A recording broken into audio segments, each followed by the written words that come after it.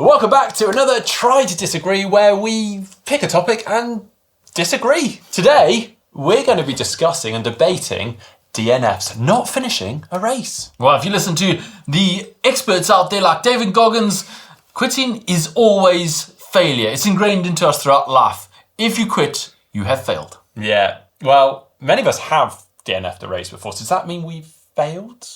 Or is it okay to DNF? Let's discuss. In fact, today's topic will not only cover DNFs, but also DNSs and even DFLs.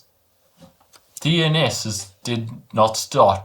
Whoa, what's a DFL? Dead last. Yeah. Yeah. So, James, as always, we need to pick a side. But firstly, have you ever DNF'd or DNS'd a race? I have absolutely done both. Many times, actually. Yeah, me too. For good reasons, might I add, which we'll get on to a bit later on. As always, though, we do need to pick a side. So flip a coin. Roll a dice. Oh, roll a dice then. Okay, odds are for, evens again. So your odds are evens, Mark? Odds. It is evens. So odds are for, evens against, you're 4. First off, I think it's fantastic that we're seeing more and more people getting into endurance sports. We're seeing loads more people coming into triathlons and doing things like ultra marathons and various big events like that. But what we have discussed here on GTN before is this kind of move towards people just taking on the next biggest, greatest thing. It's almost like they've normalised what we would have traditionally thought as big challenges, and now it's going crazy. So, as a result, we're seeing people just willy-nilly just entering an ironman, an ultra marathon in the mountains and various things like that. But they're not fully respecting the magnitude of that challenge, and they're getting caught out. They're not prepared enough for that. And as a result, we're now seeing more and more people DNF-ing, and I say that's kind of becoming normalised, and people are just accepting that they can just take the easy route out if they need. Whoa, easy route out. Coming out swinging, that's a bit harsh. Okay, I see your point, and there has been some normalising endurance events, like someone doing 105 Ironmans in 105 days. Therefore, it should be pretty easy for me to do an Ironman. But it isn't. Racing an endurance event, though, is pushing your body to the limits by its very definition. And people are going to be close to that red line. And it can very quickly go from having a great day out to having a very bad day out. And if you go over that red line, it's normal that some people are going to go over that red line and they're going to have bad days and they're going to have to DNF.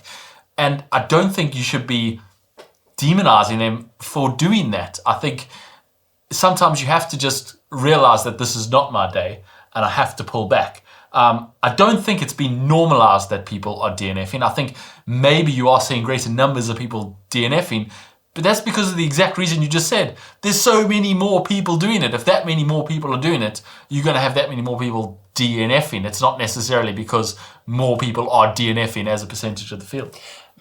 Okay, now I will jump in and just quickly say, if it comes down to health, that is the reason for the DNF, then I'm not going to argue with anyone on that part. But I don't think that is always the case. Some cases, but not all. You get yourself into a difficult situation, you struggle, you try harder, you persevere, you break through that and you finally win. You become a role model to kids, to adults as well. I don't think people have, and I really believe this, I don't think a lot of people have really respected the challenge that they're taking on, and then they're backing out when the going gets tough. Now we're used to just seeing that, and even our role models are DNFing on a regular basis. Well, yeah, hold on. You're talking about role models DNFing. That's because you're talking about pros DNFing, and you and I were pros, and we DNF'd. But pros DNF a lot of the time for very different reasons to an age group at DNFing. Tell me, why? Well, pros are doing it for their living, and if you aren't going to win and you aren't going to make any money from that race, there's no point just seeing it out for the sake of it, because you're going to give yourself extra fatigue, you're going to be more in a hole than you would if you just pulled the plug, went home, and the very next day even, you could be training again for the next race. You could even enter a race sooner than the one you had planned in your calendar for a month or 2 months' time. You could move 1 to 3 weeks later because you stopped halfway because your day wasn't going very well. And that's not necessarily the same thing that age groupers experience when they've entered one race for the whole season. Well, yeah, that's good. But the fact of the matter is they are our role models. And I totally understand there's a lot more at stake for them. This is their jobs. It's how they earn their money. They pay the bills, things like that. But if we are watching them as fans and regularly seeing our role models dropping out, we kind of make that acceptable in our minds. And it's okay for us, average Joes, to just pull out. It's fine. And I guess my problem with this is that comebacks are possible. A lot of people experience rough patches during a race, even pros, and if you persevere, you push through, it's amazing how many times you actually can come good from that. Whereas actually, a lot of people, at the first point of call, they're just going, not my day, pull the pin. I actually don't think that that's true at all. I think it might be the other way around. I think pros might pull the pin as soon as the race is slipping down. You know, there's no point in doing a comeback when you've already lost half an hour as a pro. Whereas age groupers, they've invested a lot of time, a lot of money getting to the event, taking leave of work, whatever it might be. They're not going to DNF so readily. I think if you're seeing people DNF, they almost always have a good reason for it. DNF still hurts. In fact, it probably hurts more and for longer than getting to the finish line. And most people know that. Sure, you might lose sight of that a little bit when you're halfway through the run and really feeling awful. But most people know that not finishing this race, that they've spent so much time and money and sacrificed their family time and everything for, is going to cost them more and feel worse in the long run. I don't think that's why you've seen people DNF. And I think the people that you do see DNF understand, and they still get something from that failure. You know, as the Michael Jordan quote says, I've missed more than 9,000 shots in my career. I've lost almost 300 games. 26 times I've been trusted to take the game-winning shot and missed. I've failed over and over and over again in my life, and that's why I succeeded. That's basically, age groupers can fail, and it'll make them stronger in their next race. Very philosophical of you. I actually believe a lot can be achieved through simply getting around. I think there's a lot of mental toughness that can be gained from getting through a really tough day, even if it means finishing DFL. In fact, those that actually cross the line last or have a terrible day, almost celebrated sometimes as much as those that have crossed the line first. Well, that I can't disagree with. In fact, we've both stood at the finish line at midnight of an Ironman and celebrated that last person struggling their way in. And it is very emotional, and certainly kudos to that person for pushing through, because no doubt that person who does eventually make it across the line 17 hours after they started had many times during that day where they wanted to DNF. So yeah, I can see that argument. Okay, one more thing then. What about a DNS? Yeah. Actually, I do feel slightly differently with regards to a DNS as opposed to the DNF. So not starting a race, a DNS. You've made that decision in a fresh state of mind, not in the heat of the moment, in the middle of a race when you're fatigued and decide to pull the pin. You've clearly made that decision the days before, the night before, even on the morning perhaps of the event. And it's probably due to an injury, an illness, and in which case, absolutely fair enough. Good. I thought I was going to have to fight you on that one too, but I agree with you on that one.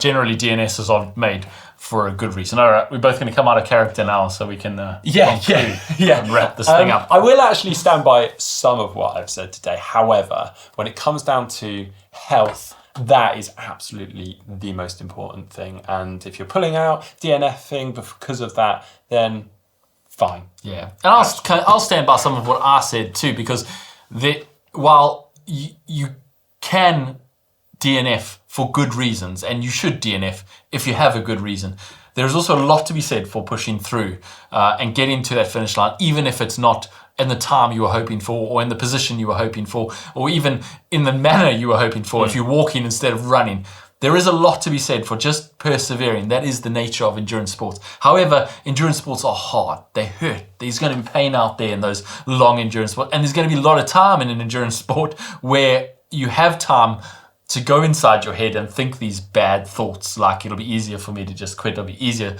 for me to stop. And while I do understand that DNFing is an important part of the sport, and you shouldn't feel shame or anything for DNFing, you also should be really, really, really sure that that is the best course of action at that time. But also, remember what you signed up for. Also, because when you do pull the pin and you decide to DNF an event, the pain of that as well is really hard to overcome and as well. Yeah, you're talking about physical health, that you've really hurt yourself and you don't want to hurt yourself anymore. But there is a mental health aspect to quitting, to stopping, because I guarantee you will feel a lot lower and a lot more down having DNF'd, and I've been there, than you did than finishing way down from where you thought you were going to finish. Also, we'll add, we totally understand. This is your hobby. You've decided to do this because it's been a great challenge. You want to see if you can push yourself to that.